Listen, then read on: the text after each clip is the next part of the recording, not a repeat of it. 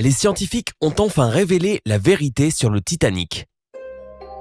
Le 14 avril 1912, à 23h40, le RMS Titanic a été victime d'un terrible accident qui a provoqué sa disparition totale 3 heures après le début des incidents. Dans la nuit du 14 au 15 avril, à 2h20 du matin, le plus gros navire de cette époque a complètement disparu sous la surface glacée de l'océan Atlantique. Le Titanic a emporté plus de 1500 vies avec lui lorsqu'il a coulé. Cela représente plus des 2/3 de toutes les personnes qui se trouvaient à bord. La cause de cette horrible catastrophe qui a provoqué autant de morts fut un iceberg que le navire a heurté. Ou c'est ce que l'on essaie de nous faire croire. Mais les découvertes les plus récentes des scientifiques ont discrédité cette théorie. Dans cette vidéo, nous allons te révéler la vérité qui a été enfouie pendant une centaine d'années. Avec une longueur de 269 mètres, une largeur de 28 mètres, une hauteur de 53 mètres et un tonnage de 46 238 tonnes, le Titanic paraissait pourtant indestructible. Les gens pouvaient marcher des kilomètres le long de ces innombrables promenades et ponts. Même les membres d'équipage du bateau ont eu besoin de 2 semaines pour pouvoir se retrouver dans cette immense construction. Le Titanic avait 4 énormes cheminées. Chacune d'entre elles pesait 60 tonnes et elles s'élevaient à une hauteur de 25 mètres au-dessus du pont. Une hauteur aussi impressionnante était nécessaire pour éviter de recouvrir les passagers avec les tonnes de suie qui étaient évacuées tous les jours. Les cheminées étaient installées à un angle de 30 degrés pour donner un air encore plus stupéfiant et imposant au navire. Le coût du navire est tout aussi impressionnant. Sa construction a demandé 5 500 000 $. Si nous prenons en considération les taux de change actuels et l'inflation, le prix aurait alors été de 166 millions de $ en 2016. Étonnamment, cela serait moins cher que la production du célèbre film Titanic en 1997, qui a coûté 200 millions de $. Le chantier naval Harland & Wolff a embauché 3000 hommes pour construire le navire. Et même avec une main-d'œuvre aussi conséquente travaillant 6 jours par semaine dès 6 heures du matin, il aura quand même fallu 26 mois pour terminer ce travail monumental. C'était un travail difficile et dangereux. Imagine faire quelque chose en étant à la hauteur d'un bâtiment de 20 étages et sans aucune mesure de sécurité. Mais ces personnes avaient besoin d'argent pour subvenir aux besoins de leur famille. Les ouvriers recevaient 2 livres sterling par semaine, ce qui peut sembler peu, mais c'était un salaire compétitif à l'époque. Malheureusement, 8 personnes sont mortes lors de la construction et 246 autres personnes ont été blessées. Par conséquent, il est vraiment difficile d'assimiler le fait qu'une machine aussi complexe avec tout le travail, les efforts et l'argent dépensé pour sa création pourrait simplement couler à cause d'un iceberg. Et bien de nouvelles découvertes nous donnent des raisons de croire que la cause originale de la catastrophe n'était pas la glace, mais bien le feu.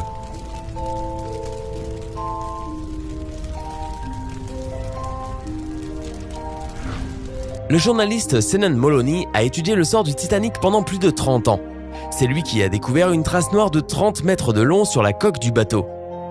Il l'a remarqué après avoir examiné une photo prise avant le départ du Titanic. Le journaliste a obtenu un album de photos inédites qui montrait la construction du navire et les préparations pour son premier et dernier voyage. Le feu aurait brûlé pendant 3 semaines à une très haute température avant que quelqu'un ne s'en rende compte. Les experts en métallurgie sont sûrs que ce genre de conditions aurait pu facilement fragiliser le métal en réduisant sa solidité de 75%.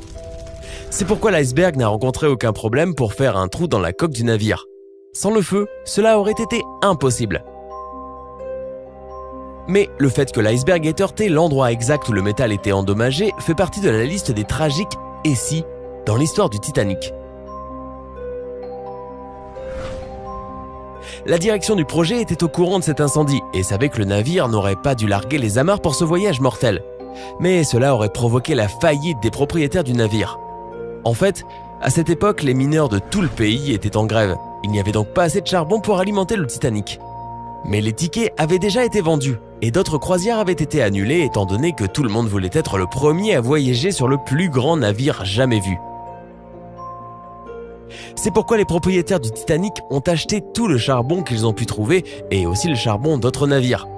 Annuler le voyage était donc hors de question. Par conséquent, pour cacher la vérité, le navire a été tourné de façon à ce que les traces de l'incendie soient face à la mer et invisibles depuis les quais. Les passagers ne pouvaient donc pas les voir. Et c'est ainsi que le voyage commença. L'intérieur du Titanic était basé sur le décor du Ritz Hotel de Londres. Le grand escalier donnait accès à 7 des 10 ponts du navire. Il était décoré avec des tableaux, des petits anges en bronze et du lambris en chêne. Les installations pour les passagers de la première classe étaient composées d'une piscine chauffée, de bains turcs, d'une salle de sport, d'un cours de squash et d'un salon de beauté. Les femmes pouvaient même commander un styliste pour les aider à se préparer pour le dîner. Ils avaient leur propre journal à bord appelé The Atlantic Daily Bulletin. Il y avait même une place spéciale pour les chiens des passagers de première classe. Les animaux étaient nourris, promenés et ils pouvaient même être dressés durant le voyage. Les repas pour la première classe étaient composés de 13 plats, chacun accompagné de leur propre vin. Il y avait une grande réception qui durait environ 5 heures. Il y avait 1500 bouteilles de vin, 20 000 bouteilles de bière et 8000 cigares. Et pourtant, il n'y avait pas de jumelles. Pourquoi est-il important de mentionner cela? Parce qu'avoir des jumelles aurait pu sauver le Titanic. Voici une autre coïncidence tragique dans la liste des événements malheureux de cette catastrophe. Il n'y avait pas de système sonar à l'époque. Par conséquent, pour détecter des menaces, des veilleurs surveillaient sans cesse les alentours en utilisant des jumelles.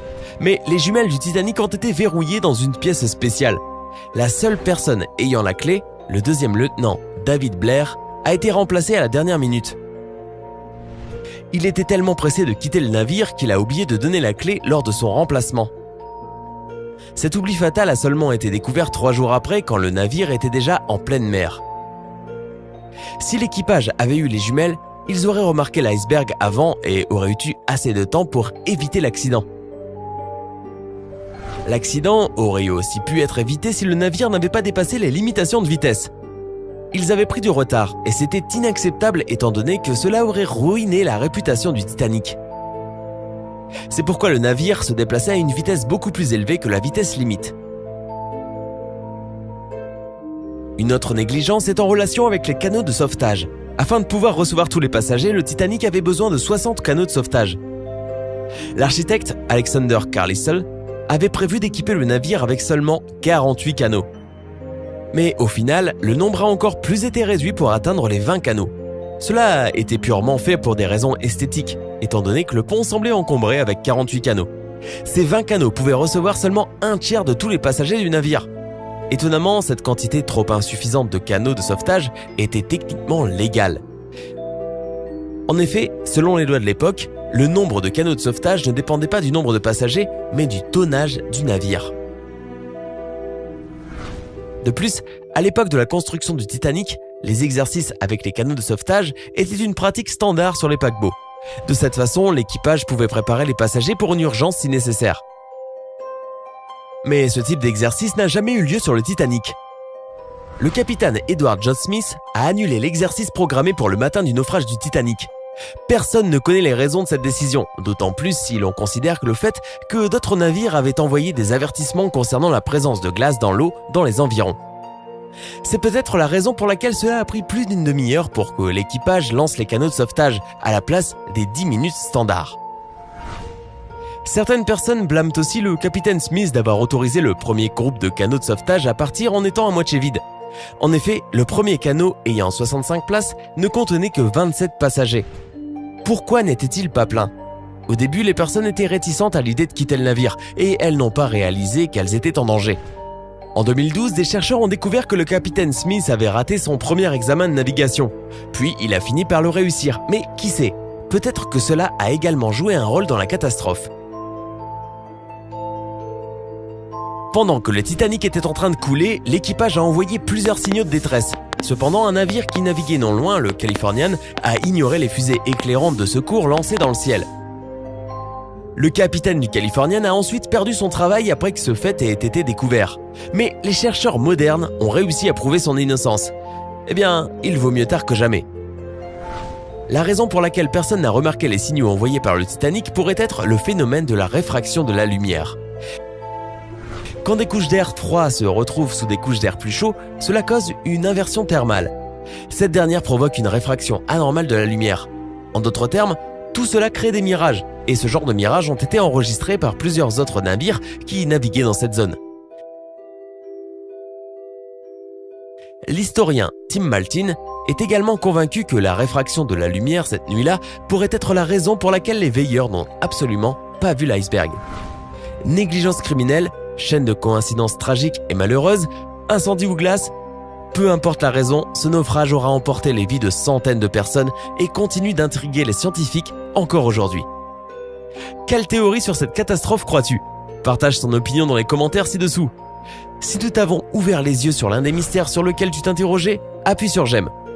Si cette vidéo obtient 15 000 j'aime, nous te parlerons du mystère de la fosse des Mariannes.